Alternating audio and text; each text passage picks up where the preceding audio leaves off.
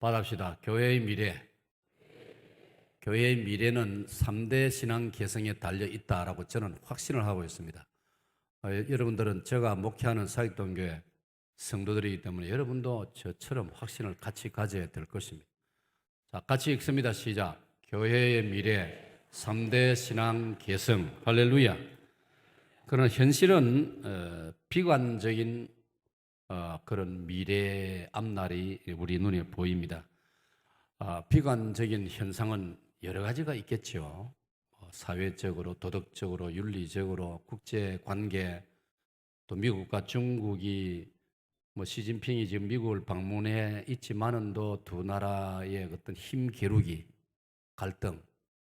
어떤 성경학자들은 세월이 지나가면 미국과 중국이 충돌할 것이다.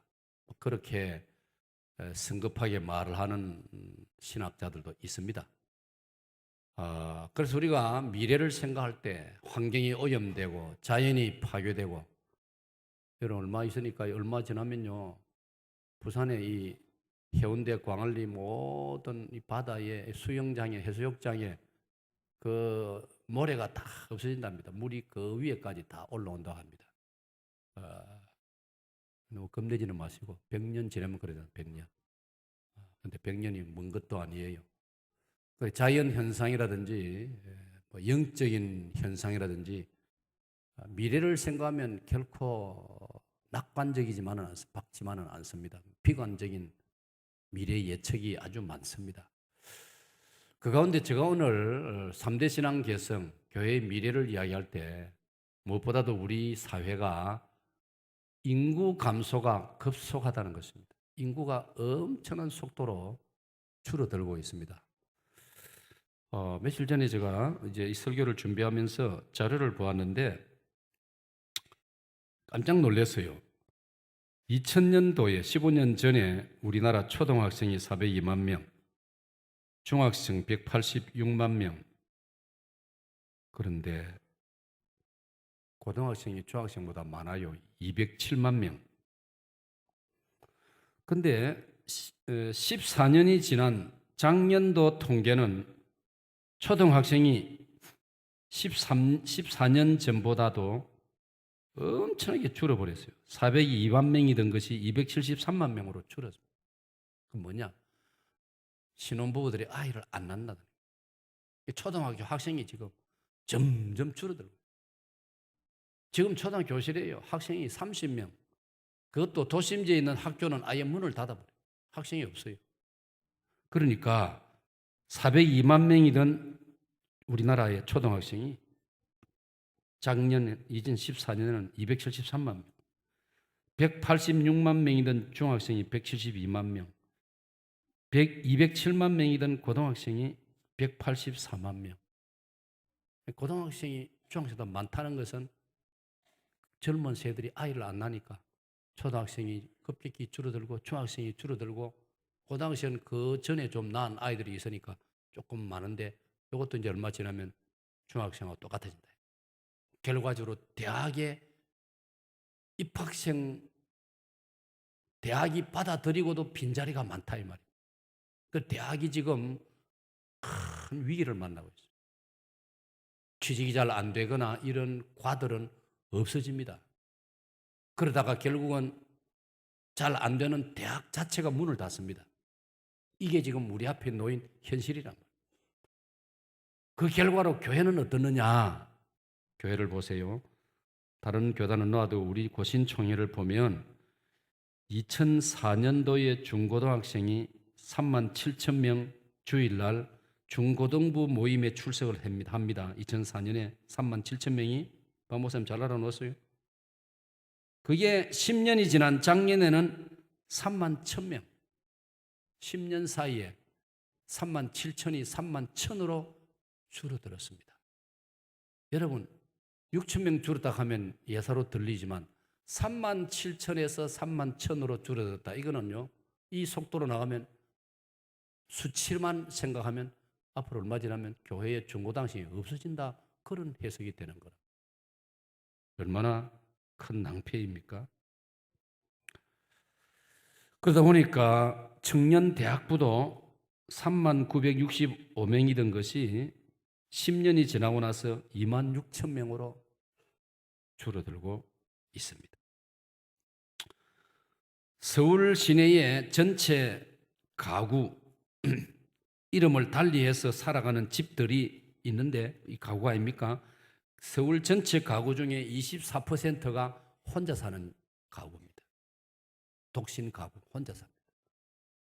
처녀가 시집 안 가고 혼자 살고, 총각이 장가 안 가고 혼자 살고, 그래까지 그런 가정들까지 합하니까 독신 가구, 남편이 세상을 떠나고 자식들 떠나고 혼자 사는 미망인, 예를 들어 다 그런 가정 합하니까 24%가 차지한다.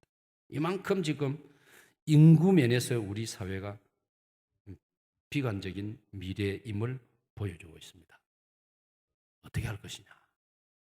우리 앞으로 학교가 어떻게 될 것이냐? 심지어 우리 군대가 어떻게 될 것이냐? 지금요, 군대도 제3세계에 비싼 봉급을 주고 군인 할 수 있는 사람을 사와야 되지 않느냐, 이 말도 나오고 있어요. 이걸 용병이라고 부르는 용병. 돈 주고 사와서 우리나라를 지켜달라. 이 참 희한한 세상이 다가오고 있다는 그런 것을 보여줍니다. 반면에 우리 사회에 다문화 가정이 늘어나고 있습니다. 외국에서 들어온, 돈 벌러 먹고 살기 위해서 들어온 다문화 외국 사람들이 들어와 가지고 그들이 가정을 꾸밉니다.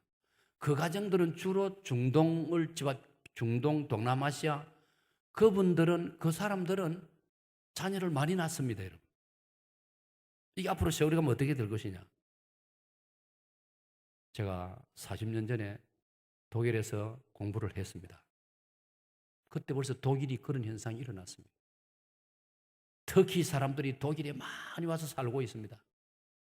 터키 사람들은 낳는 대로 낳습니다. 집집마다 아이들이 얼마나 많은지 모릅니다. 독일 가정에는 지금 우리처럼 아이가 없습니다. 그러니까 독일 국민들이 걱정을 합니다. 나라가 앞으로 주인이 뒤바뀌지겠다. 이런 현상이 지금 우리나라에도 다가오고 있다는 것입니다. 비관적인 미래는 인구 감소면 뿐 아니고 교육 현장도 그렇습니다. 지금의 교육 현장이 어떻습니까? 왜곡된 교육이 얼마나 많은지 모릅니다. 지금 교육 현장에도. 도무지 우리 보편적인 상식을 가지고 있는 우리 어른 세대들이 이해가 되지 않는 아주 왜곡된 교육 현상들이 교육 현장에 마구 일어나고 있다 이 말이에요. 동성애는 나쁘지 않다라고 지금 학교 교육이 이루어지고 있습니다. 이 시작되고 있습니다. 낭패 아닙니까, 여러분? 그러니까 틀리고 상식적으로, 도덕적으로, 윤리적으로 말이 안 되는 것이 뻣뻣하게, 당당하게 자기 자리를 차지하고 괜찮다. 이런 사람들이 이해해 줘야 된다. 한 발 더 나가가지고 이런 사람들을 도와줘야 된다. 이런 사람들이 편하게 살도록 해줘야 된다. 왜? 그들이 소수니까. 소수를 보호해주는 게 그게 선진국가고 그게 민주주의다. 이런 논리를 팹니다. 얼마나 웃기는 이야기고 얼마나 여러분 위험한 사고방식이 우리 사회를 지금 보편적으로 이끌어 가려고 하고 있는 것입니다. 그러니까 그런 짓은 나쁘다. 그거는 말도 안 된다. 하나님이 진노하신다. 이렇게 말하면 이는 법을 어기는 것이라는 겁니다. 여러분, 이런 현상이 우리 사회에 벌어지고 있는데 지금 유럽은, 미국은 이미 그 법이 통과되었습니다. 우리는 지금 그걸 막으려고 합니다. 우리 한국교회는 지구상에서 동방예의지국인 그래도 우리 한국만이라도 이걸 막아가지고 올바르게 우리가 사회를 유지함으로 말미암아 어두운 밤에 등불 하나가 빛을 발하듯이 어두워지고 타락해진 이 지구상에 한국만이라도 바로 섬으로 말미암아 하나의 모델이 되고 표준이 되어야 된다는 것을 우리는 사명감으로 느껴야 되는 것입니다. 할렐루야. 할렐루야. 이게 좁은 길이고 좁은 문으로 들어가는 예수님 말씀하신 그림. 이 진리와 생명의 길인 것입니다, 여러분. 이걸 알아야 됩니다. 예수님을 믿는다는 것은요, 편하게 살고 세상과 타협하고 적당하게 살고 그게 아닙니다. 예수님을 믿는다는 것은 바른 길을 걸어가는 것이기 때문에 예수님께서는 마태 7장에서 좁은 문이요 좁은 길이라고 말한 것입니다. 그래서 찾는 이가 적다고 했습니다. 우리가 열심히 전도하지만 분명한 사실은 세월이 갈수록 믿는 자는 적어질 것이고 사람들은 잘 믿지 않게 되고 사람들은 교회로 잘 오지 않게 되는 것입니다. 그건 어쩔 수 없는 거예요. 그럼에도 불구하고 우리는 복음을 전해야 되는 것입니다. 왜? 성경에 또 복음을 전하라 했으니까. 그래서 교회의 미래를 생각할 때 가장 확실한 답이 있는데 그게 뭐냐? 3대 신앙을 개성하는 것이라. 할렐루야. 받아 3대 신앙 개성.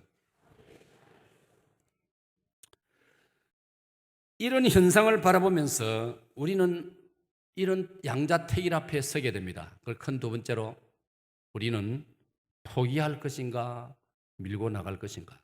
찬양대 시작. 할렐루야. 찬양대 어떻게 할까? 저 둘 중에 어떻게 하실랍니까? 포기하렵니까? 밀고 나갈 것입니까? 성경은 밀고 나가라고 하는 것입니다. 아멘. 아멘. 인류 역사, 이전 기독 역사를 보면요, 포기하는 사람도 많았습니다. 교회 안에. 왜? 디모데후서 4장을 보면 대만은 이 세상을 사랑하여 나를 버리고 세상으로 돌아가 버렸다. 예수님을 따르다가 예수님을 따르고 예수 믿는 길은 쉬운 게 아니다, 만만치 않다라고 주께서 설교하시니까 그 말을 알아들은 사람들 가운데 상당수가 예수님으로부터 떠나갔습니다. 그 요한복음 6장 60절 이하에 나오는 내용입니다. 많은 사람이 떠나갔습니다. 그러나 오늘 저와 여러분은 이 땅에 산다는 것은 잠깐 사는 것입니다. 잠깐 사는 것입니다. 오래 살지 않습니다. 우리 어른들 여러분, 저를 비롯해서 우리도 벌써 나이가 얼마입니까? 남은 세월 얼마 안 됩니다. 오래 살지 않습니다. 살고 싶어도 못 삽니다. 우리는 영원히 사는 길을 바라봐야 됩니다. 할렐루야. 영원히 살기 위해서 우리는 이 땅에서 타협해서는 안 되는 겁니다.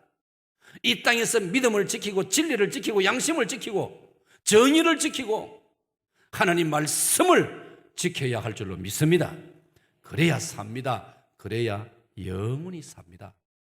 영원히 살아야지 이 땅에 잠시 타협하고 적당히 살다가 영원히 못 살면 그런 비극이 어디 있냐 이 말이에요. 저 남아메리카에 전도하러 갔다가 원주민들에게 죽임을 당한 제임스 엘리어트라는 미국 시카고의 휘튼 대학 출신의 젊은 선교사, 그가 남긴 말이 있지 않습니까? 영원한 것을 위하여 잠시 있을 것을 포기하는 것은 결코 어리석은 짓이 아니다라고요.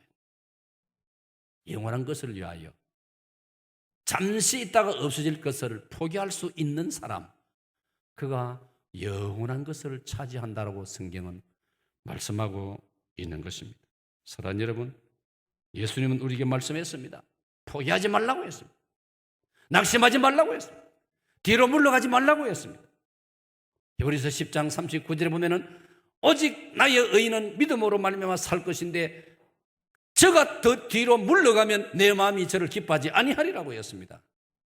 여러분, 뒤로 물러가지 마시기를 축원합니다. 축원합니다. 오늘 추석이라고 마땅히 고향을 찾아가기도 하고 출타를 하신 분도 많습니다. 할렐루야 찬양대도 보니까 자리가 많이 비었습니다. 다 사연이 있어서 부모님 뵈러 가고 좋습니다. 그럼에도 불구하고 할렐루야 찬양대 오늘도 자리하고 있는 여러분들은 오늘 보니까 더 아름다워 보입니다. 할렐루야. 축복합니다. 여러분, 주님 앞에서 내 자리를 지킨다는 것, 주님이 맡겨주신 나의 사명을 지킨다는 것.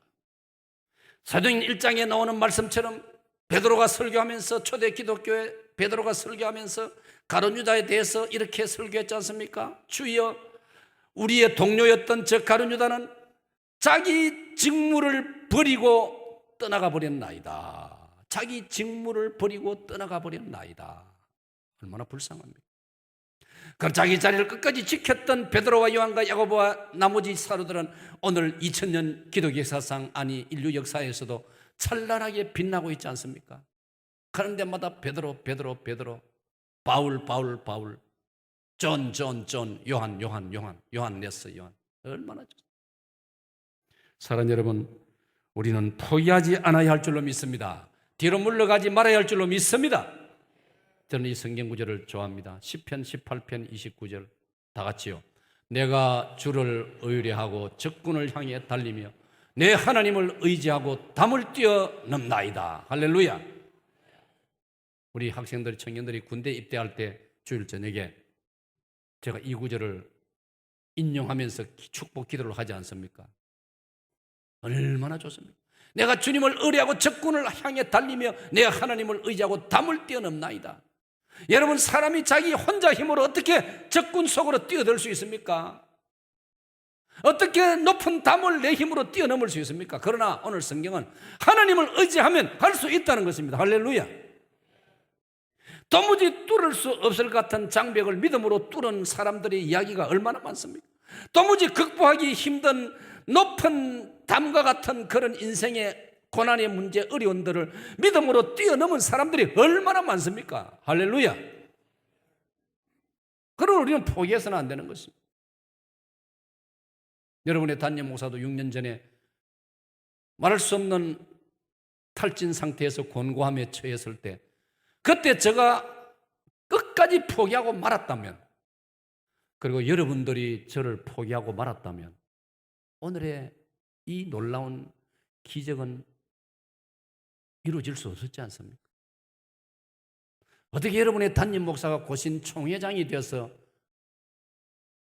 1860 고신 총회 교회를 위해서 섬길 수 있었고, 어떻게 40년 동안 헤어졌던 우리 형제 고려척 형제들을 영접할 수 있었겠습니까?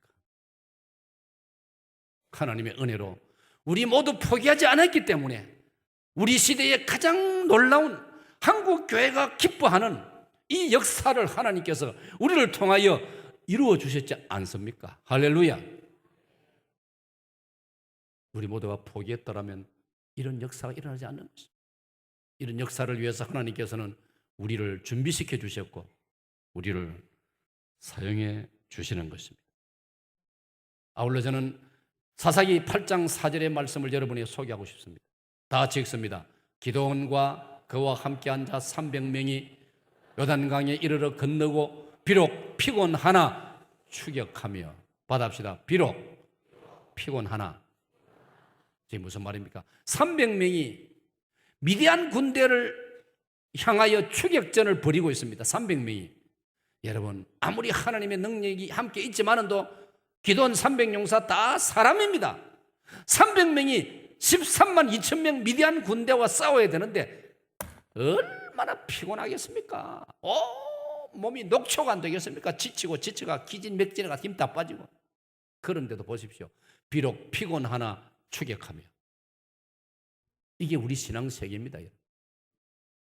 놀랍게도 사사기를 읽어나가면요, 결국 이 300명이 미디안 군대의 13만 2천 명을 다 물리치는 장면이 상세하게 나와 있습니다. 할렐루야.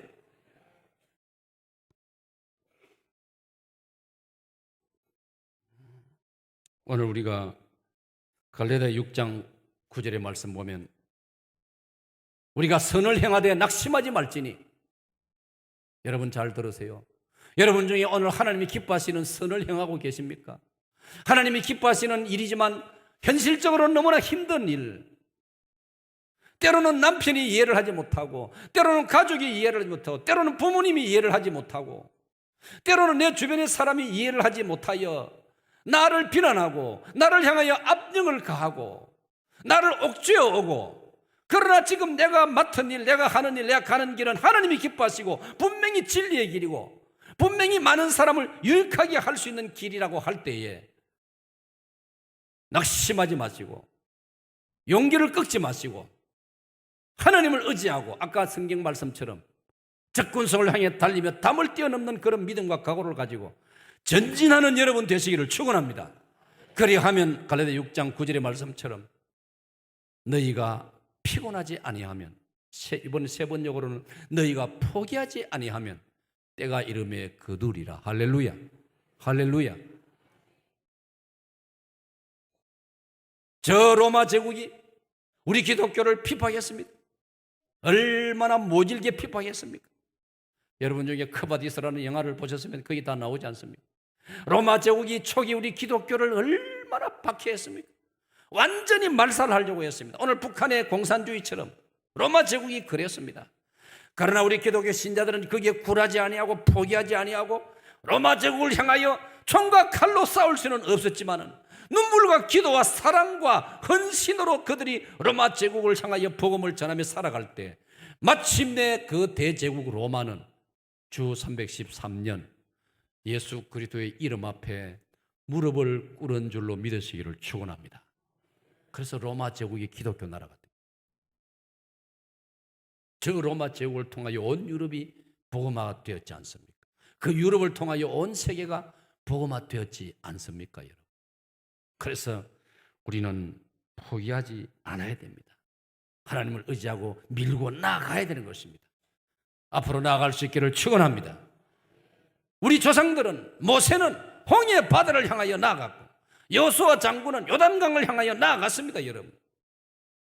그러므로 오늘 우리는 믿음의 조상들에 비하면 약과입니다, 약과. 믿음의 조상들에 비하면 우리 별로 어려운 게 아닙니다. 그러므로 히브리 11장에 나오는 믿음의 조상들, 믿음의 영웅들을 우리가 읽으면서 용기를 내가지고 우리 앞을 가로막는 잔잔한 그런 어려움점이야 용기를 가지고 돌파하고 믿음으로 전진하여 승리를 거둘 수 있기를 축원합니다. 축원합니다. 오늘 이 자리에 성도 여러분을 중에 여러분이 여러분의 가문에서 제1대 기독교 신자가 되신 분들은 여러분들 그동안 교회 다니고 신앙 지킨다고 나름대로 어려운 일이 안 있었습니다. 가문에서 반대하고 부모님들이 반대하고 어떨 때는 밥을 주지 않고 교회 못 나가게 하고 그래도 여러분이 그걸 뚫고 신앙을 지키기 때문에 오늘이 있지 않습니까, 여러분? 그것 때문에 포기하지 말고 우리는 주님을 의지하고 밀고 나가야 할 줄로 믿습니다. 큰 세 번째로 교회의 미래는 3대 신앙 개성에 달려 있습니다. 다 같이요, 시작.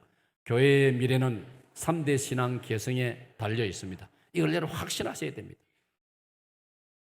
제가 서두의 전반부에 세상적인 눈으로 볼 때 우리의 미래는 비관적입니다. 그러나 우리가 믿음을 가지고 나아가면 우리 교회의 미래를 3대 신앙 개성에서 답을 찾을 수가 있다는 것입니다.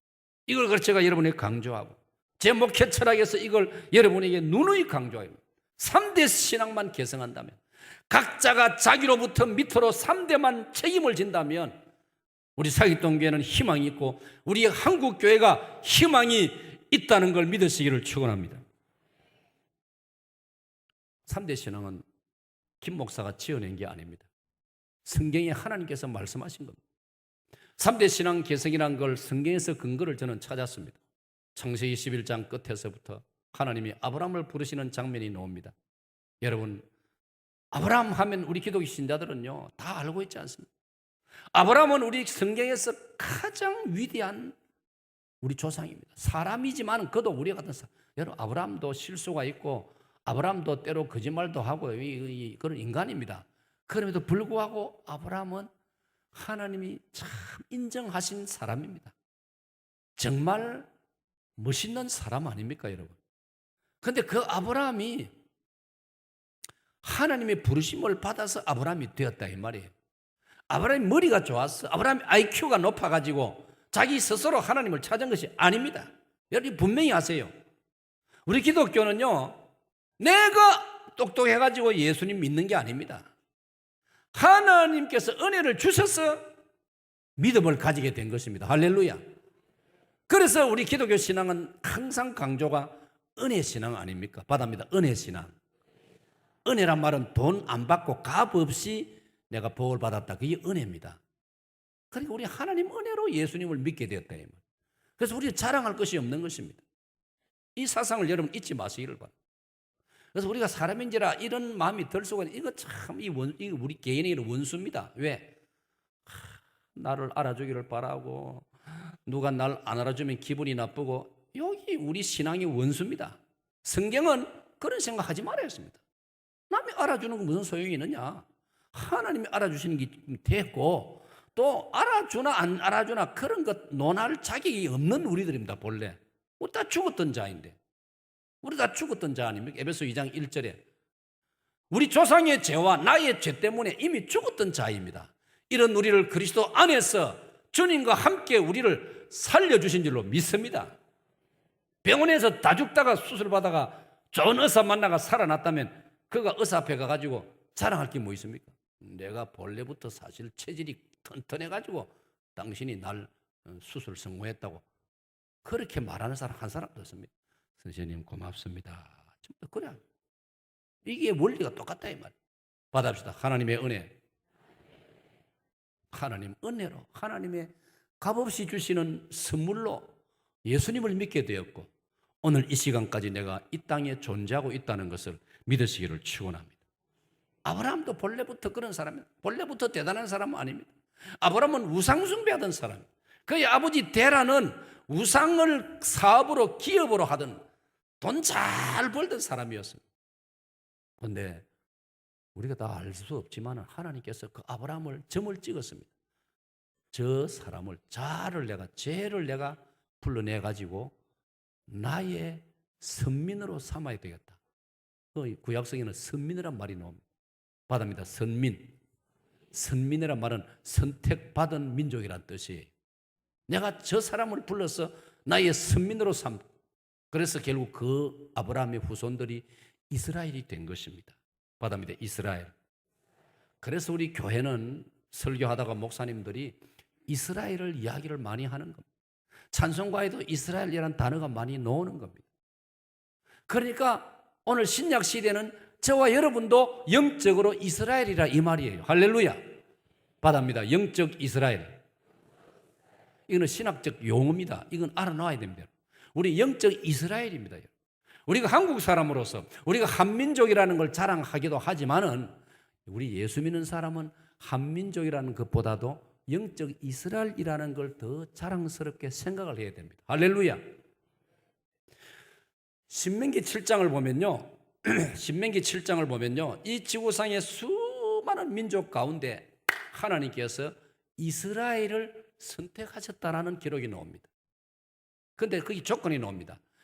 너희들이 수가 많아서 너희들이 다른 민족보다 뛰어나기 때문에 선택한 것이 아니고 내가 뜻이 있어서 너희들을 선택하여 거룩한 백성이 되게 하였다. 거룩한 백성이 되었으므로 하나님께서 복을 주셔가지고 이스라엘이 뭇 민족 가운데 뛰어난 민족이 된 것입니다. 할렐루야. 이해가 되십니까? 저와 여러분도 가만히 놔두었더라면 우리는 형편없는 인간으로 살 수밖에 없었는데 하나님이 우리를 불러주셨기 때문에 하나님의 자녀가 되었고, 하나님의 자녀가 되었기 때문에 우리가 우리의 자녀를 다듬고 몸을 씻기고 공부도 시키고 옷도 사입히고 그래서 말끔한 아이들로 키우고 싶은 것처럼 우리를 하나님께서 자기 자녀로 삼아주셨기 때문에 하나님께서 우리에게 각양 좋은 은혜를 주셔가지고 오늘 저와 여러분이 이만큼 된 줄로 믿으시기를 바랍니다. 아멘. 좀 노골적인 말로 말하면 우리 모두가 이 자리에 우리 모두가 예수님을 믿어서 출세했다 이 말이에요. 할렐루야. 믿어지는 사람은 아멘 하세요. 할렐루야. 꼭 이래 말해야 아멘 합니까? 여러분의 담임 목사님도 제가 얼마나 출세했습니까? 내가 저 김해 시골 촌에서요, 여름이 되면요 낙동강에 가지고 낙동 강물 속에서 살았습니다. 더워서 더위를 피하려고. 저녁 한 4시나 되면요 입술이 싹 파래져 가지고 물속에 있다고. 여름인데도 오들오들 떨면서 집에 옵니다. 그자는 맞죠? 우리 낙동강에서 다 그래 자랐어요. 소 고삐 잡고 들판으로 나가서 소 풀 뜯기고 그 사이에 풀 베가지고 찌개에 풀 담아가지고, 그 당시에는 시골에서 자라면 누구나 할 것 없이 그렇게 자라는 거예요.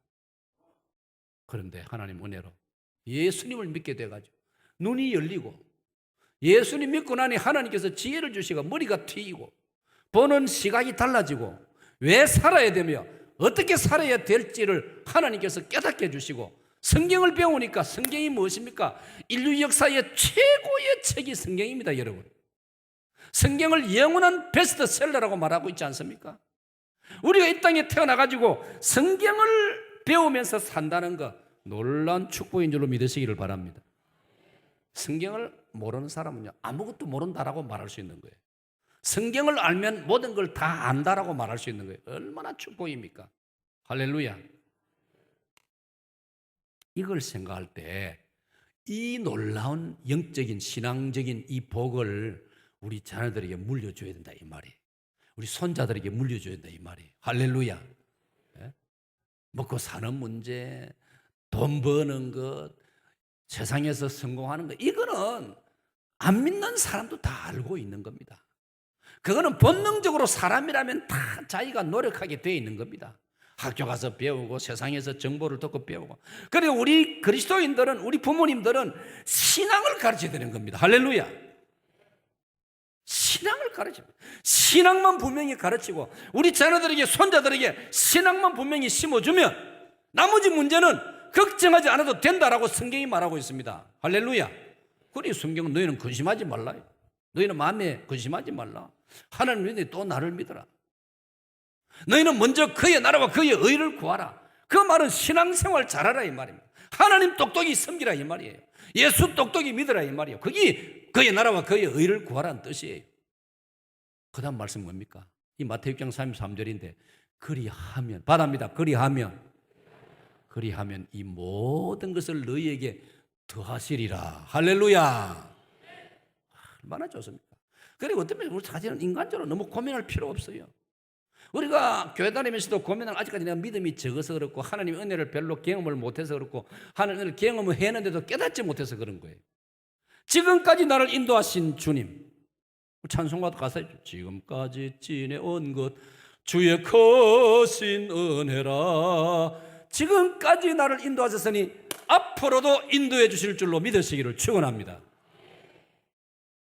그래서 하나님께서는 아브라함에게 내가 너를 부른 것은 너와 너의 후손에게, 항상 그렇게 놓습니다. 성경 구약을 읽으면 받아입니다. 너와 너의 후손에게. 우리 하나님은 아브라함의 하나님으로 끝나기를 원하지 않았습니다. 하나님은 아브라함의 하나님이시고 그의 아들 이삭의 하나님이시고 그의 손자 야곱의 하나님이시고 그의 정손자 요셉의 하나님이시고 그의 후손 모세의 하나님이시고 다윗의 하나님이시고 다니엘의 하나님이시고 계속해서 하나님이시기를 원하신다 이 말이에요. 가장 비극은요, 기독교 신자가 자기 당대로 신앙이 끝나버리는 가정은 가장 불행한 가정입니다. 그런 가정이 정말 없기를 축원합니다. 사회에서 가끔 사람을 만나면 그런 사람이 있어요. 그 믿음이 끊긴 집안이 있어요. 우리 가문도 한때는 잘 믿었습니다. 우리 할아버지가 교회 영수였어요. 우리 아버지가 교회의 직분자였습니다. 그럼 지금은 아무도 교회 안 나갑니다. 여러분, 그거는요 자랑거리가 아닙니다. 그건 부끄러운 이야기입니다. 그런 이야기는 안 하는 게 좋습니다. 하나님의 긍휼을 조용히 바라야 됩니다. 나는 그렇게 자랑하면서 지금 교회 안 나가는 그런 사람 이야기하다 만나면요 확 집어가 버리고 싶어요. 그게 무슨 자랑이에요? 무슨 자랑? 당신 그 자랑이가 무슨 그 자랑이라고 그걸 이야기하고 있는? 조상으로부터 믿음을 물려받았으면 더 잘 믿어야지. 받아입니다. 더 잘 믿어야 합니다. 성경이 그걸 더 잘 믿어야 돼. 많이 받은 사람에게는 많이 내가 찾을 것이라고 했지 않습니까? 조상 때부터 믿음을 받은 가문은 하나님이 더 찾으신단 말이에요. 그런데 지금은 맹탕이 되어 있습니다. 얼마나 불행합니까, 여러분? 하나님께서는 중요한 이야기입니다. 아브라함의 하나님으로만 하나님 끝나기를 원하지 않습니다. 나는 아브라함의 하나님, 이삭의 하나님, 야곱의 하나님, 할아버지의 하나님, 아버지의 하나님, 손자의 하나님, 정손자의 하나님, 고손자의 하나님, 여러분 가문의 자자손손 되도록 주 하나님을 섬기고 찬양하는 복을 누리시기를 축원합니다. 저는 확신합니다. 그게 최고의 복입니다. 그 복만 유지하면요, 나머지는 하나님이 주십니다. 아멘. 이스라엘 보십시오. 이스라엘이 가진 게 뭐가 있습니까? 이스라엘이 무슨 땅이 넓습니까? 인구가 많습니까? 저 조그만, 제가 자주 비유를 지도를 세계 지도를 그리면요, 이스라엘 이름 넣을 자리가 없습니다. 얼마나 땅이 작은지. 그런데도 저 이스라엘이 지금 떵떵거리고 자신만만하게 살아가는 걸 보십시오. 하나님이 함께하지 않으시면 어떻게 그게 가능하겠습니까?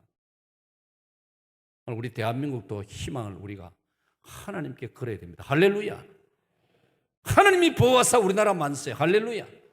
저는 믿습니다. 그래서 저는 저 전화기에 여러분이 전화 걸면 애국가가 나오지 않습니까? 그건 저의 신앙 고백입니다. 하나님이 우리를 보호하시면 우리나라를 누구도 손대지 못한다. 할렐루야. 제가 지난 동안 중국 연변과학기술대학 연변과기대를 제가 다녀왔지 않습니까? 중국 가서 보면요, 우리나라는 조그만합니다. 우리가 여기서 보니까 우리가 커 보이지요. 중국 같은 데서 우리나라를 쳐다보면요, 조그만 나라입니다. 그런데도 앞으로 우리가 당당하게 살아갈 수 있는 길은 하나님이 보호하사 우리나라 만세. 우리가 하나님을 잘 섬기고 살아갈 때 하나님께서 이 땅을 돌봐주시고 도와주실 줄을 믿습니다. 예수님께서는 3대 신앙 개성을 어떻게 말씀하시느냐? 예수님께서는 어린아이들이 내게 오는 것을 용납하고 금하지 말라고 했어요. 그게 뭡니까? 3대 신앙 개성으로 연결이 되는 거예요. 우리가 복음서를 마태, 마가, 누가, 요한 복음서를 읽어보면 예수님이 설교하시고 사람들이 막 모여듭니다. 주로 어른들이 모여듭니다. 그러면 어른들 인상에 아이들이 와서 시끄럽게 하면 막 야단을 칩니다. 막 동서고금을 물론하고 다 그렇습니다. 이놈들이 시끄럽다 가거라. 예수님 제 아들도 때로는 어린 아들을 막 내쫓으려고 해요. 그 장면을 보시고 예수님께서 하신 말씀이 어린 아이들을 내게 오는 것을 용납하라. 금하지 말라. 천국이 이런 자들의 것이니라. 마태 11장 25절을 보면요, 어린 아이들이 하나님 말씀을 더 잘 알아듣는다고 해서. 그것 때문에 3대 신앙 개성은 너무나 중요한 것입니다. 다 큰 어른 전도하는 건 너무나 힘들지 않습니까? 그러나 어린 아이들은 마음이 아직까지 열려 있습니다. 하나님의 그 본성이, 하나님의 형상이 어린 아이들에게는 많이 남아 있습니다. 그래서 하나님 말씀을 잘 받아들일 수 있습니다. 그래서 주일학교 교육이 중요한 것입니다. 그래서 주일학교 선생님들이 귀한 것입니다, 여러분. 여러분 생애에 너무 일찍 그만두지 마세요. 나 이제 그만두겠다. 그러지 마세요. 그거 좋은 자세갑니다, 하나님 앞에서. 하나님께서는 죽도록 충성하라 했는데. 주일학교 교사로는 오래오래 봉사하세요. 요즘은 나이가 들어도 70이 돼도 80이 돼도 늙은 태 안 내려고, 제 표현이 좀 죄송합니다. 늙으신 태를 안 내려고 연세가 들어도요, 옷도 깔끔하게 입고 멋지게 입고 그래 하지 않습니까?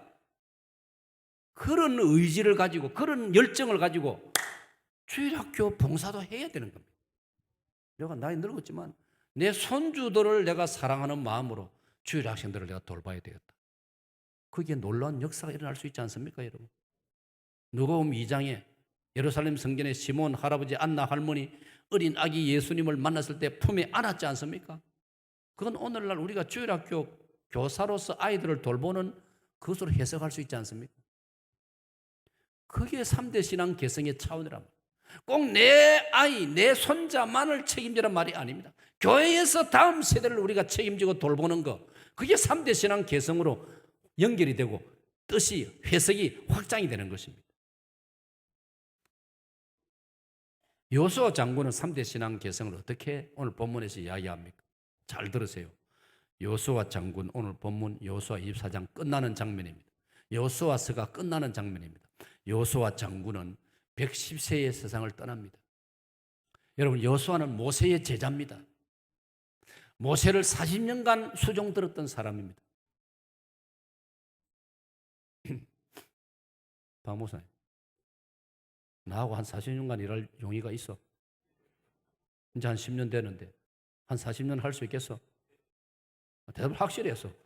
회 웃으니까 뭐 예인지 아닌지 내가 모르겠. 여러분, 저는 요즘 여호수아 장군하고 갈렙을 요즘 많이 생각을 해봅니다. 같은 우리가 인간인데 한 선생을 40년을 수발했다. 야, 여러분 이게 쉬운 일이 아닙니다. 여러분 남편을 40년 수발한 분 계십니까? 물론 연세가 어떤 어르신 많이 계십니다. 진짜 존경스럽습니다. 40년 이상 남편을 수발 드신 분들 존경스럽습니다. 밥상 차린 것만 해도 얼마나 많이 차렸습니까? 참 고생했습니다. 오늘 집에 가시면 부군들 아내 한번 포옹해 드리세요. 오늘 목사님 설교 들어보니까 정말 고맙소. 보통 세월이 아닙니다. 여호수아가 그런 사람이에요. 그런데 갈렙을 생각해 보니까 갈렙은 여호수아의 친구 아닙니까? 그런데 두 사람 중에 결국은 여호수아가 모세의 후계자가 됩니다. 갈렙은 역사에서 밑으로 옆으로 사라집니다. 그럼에도 여호수아서에 조금 언급되는 갈렙을 보면 갈렙은 마음이 흔들리지 않습니다. 그렇다고 삐끔을 타거나 그렇다고 자기 친구 여호수아를 질투하거나 여호수아의 하는 일을 방해하거나 전혀 그렇지 않습니다. 야, 진짜 여호수아, 저 갈렙 두 사람 다 너무나 멋있는 믿음의 조상들입니다. 이 여호수아 장군이 110살을 살았습니다. 여호수아 24장을 읽으면 110세의 세상을 떠나서 딥낫 세라의 무덤이 장사됩니다. 그런데 이 여호수아가 마지막 유언의 고별 설교가 오늘 읽은 24장입니다. 여기서 여호수아가 하는 말이 뭐냐?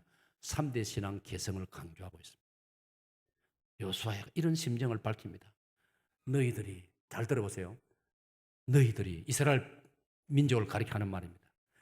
내가 있을 동안에는 그래도, 제가 본문 읽어보니 그래요. 우리식으로 이야기체로 말하면 내가 있을 동안에는, 내가 살아있을 동안에는 너희들이 내 체면을 봐서라도 여호와 신앙을 지켰는데 내가 세상을 떠나고 나면 어떻게 될까를 생각하면 내가 잠이 오지 않는다.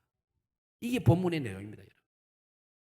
여호수아 장군이 살아있을 동안에는 그래도 이스라엘 백성들이 여호수아의 낯을 보고 체면을 보고, 아이고 저 어른이 살아계시는데 우리가 안식일을 안 지켜야 되겠느냐, 예배 안 나가도 되겠느냐, 예를 들어서.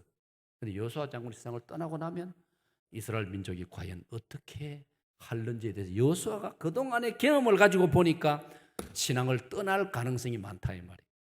그래서 다짐을 하는 겁니다. 그게 오늘 본문 24장 15절에 나오는 말씀. 자, 여호수아 24장 15절 다 같이요.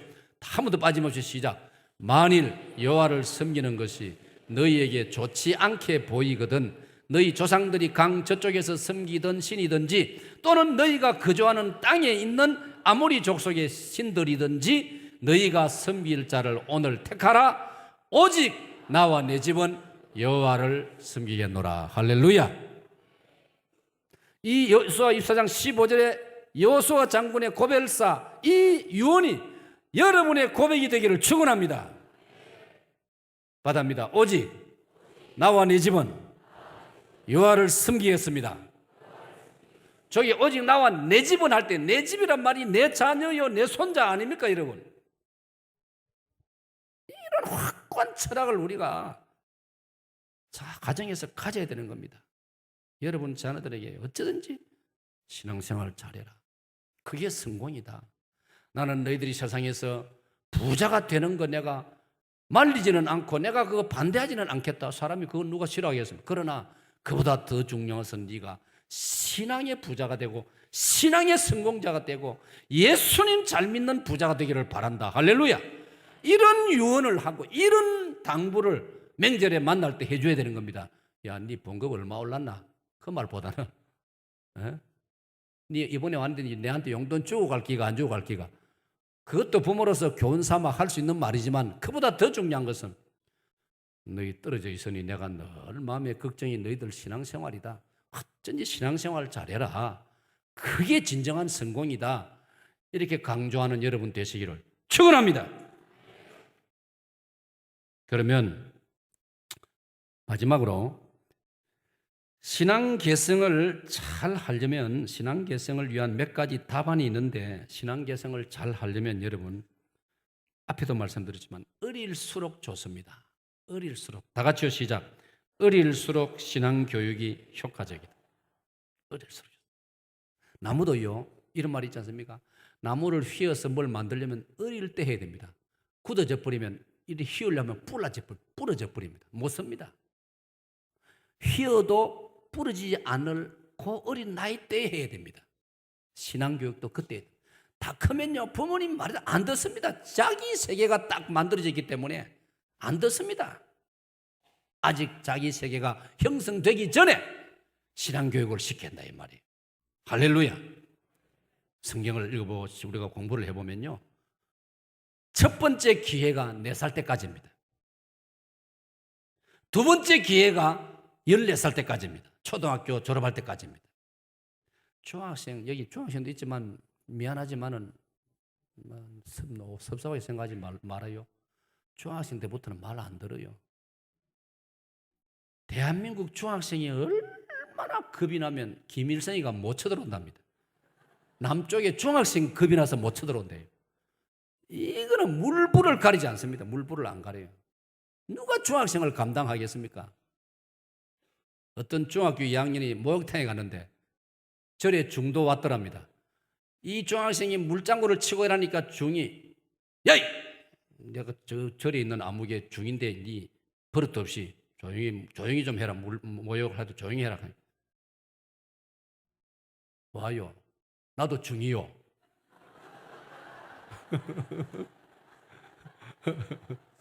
그래 덤벼들더랍니다. 그 사상을 아이들이 그 절에 중보고만 하는 게 아니고 매사에 그런 사상을 사고방식을 가지고 있는 겁니다. 그러니까 북한이 김정일이가 겁을 안 낼 수가 있습니다.